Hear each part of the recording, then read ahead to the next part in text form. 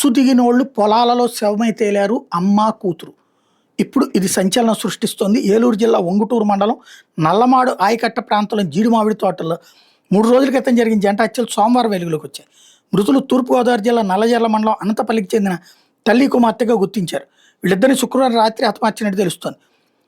అనంతపల్లికి చెందినటువంటి గంట ఆందోబాయికి 4 పిల్లలు. వీళ్ళలో వెంకటలక్ష్మి అందురాలు కావడంతో 2009లో బ్యాక్లాగ్ పోస్ట్ ఏలూరు మున్సిపాలిటీలో అటెండర్ ఉద్యోగం వచ్చింది. తల్లి ఆందోబాయితో కలిసి ఏలూరులో ఇల్లు అద్దెకు తీసుకుని ఉద్యోగం చేస్తోంది. వెంకటలక్ష్మి సోదరుడు సుదర్శన్ కూడా వీళ్ళతో ఉంటున్నాడు. శుక్రవారం సాయంత్రం 6 గంటల సమయంలో ఏలూరులో తల్లి కుమార్తె బయలుదేరి ఫంక్షన్కి వెళ్లేందుకు దోబచెర్ల వచ్చారు. రాత్రి 8 గంటల సమయంలో దోబచెర్ల చేరినట్టు ఏలూరులో ఉన్న కొడుక్కి తల్లి ఫోన్ చేసి చెప్పింది. 9 గంటల నుంచి వాళ్ళ ఫోన్ పనిచేయలేదు. ఈ నేపథ్యంలో సోమవారం ఉదయం ఆలపాటి వేణు అనే రైతు పొలంలోకి వెళ్ళగా అక్కడ మృతదేహాన్ని చూసి పోలీసులకు సమాచారం ఇచ్చాడు. దీంతో ఏలూరు డీఎస్పీ శ్రావణ్ కుమార్, కొవ్వూరు డీఎస్పీ దేవకుమార్, ఇతర పోలీసు అధికారులు ఘటనాస్థలానికి చేరుకుని వివరాలు సేకరించారు. జెండా హత్యల విషయం తెలియడంతో నల్లజర్ల, ఉంగుటూరు మండలాల నుంచి పెద్ద ఎత్తున ప్రజలు చేరుకున్నారు.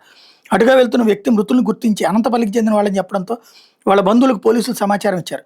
క్లూస్ టీం ఆధ్వర్యంలో హంతకుల కోసం వెతుకుతున్నారు. శుక్రవారం రాత్రి బస్సు దిగిన తర్వాత తల్లి కుమార్తె ఆటో ఎక్కువ ఉండొచ్చని ఆటో డ్రైవర్ వీళ్ళ నల్లమాడు ఆయకట్టు పరిధిలో జీడి తోటకు తీసుకెళ్లి బంగారం, నగదు కోసం హతమార్చి ఉండొచ్చని భావిస్తున్నారు. హంతకులు ఎవరు, హత్య కారణాల మీద పోలీసులు దర్యాప్తు చేస్తున్నారు.